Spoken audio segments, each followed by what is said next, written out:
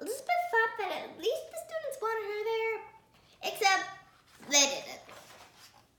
The teachers had let the students vote on whether or not to allow Elizabeth to come. And the boys, figuring the school would never really accept a girl, said yes.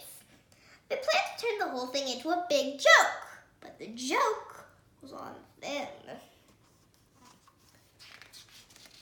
As you can see, there's the boys just pretending to have some nonsense. Their raucous laughter turned into silence as the ladylike Elizabeth took her seat. They wondered what kind of girl she was.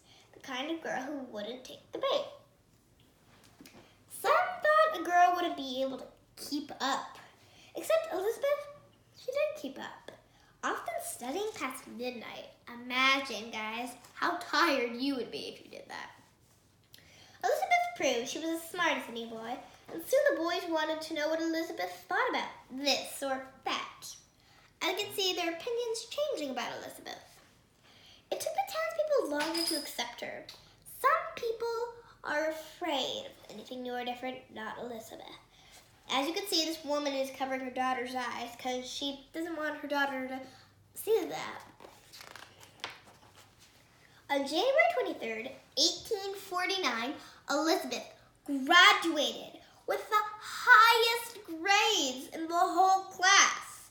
She had become the first woman doctor in America. Although many people were proud, others were angry.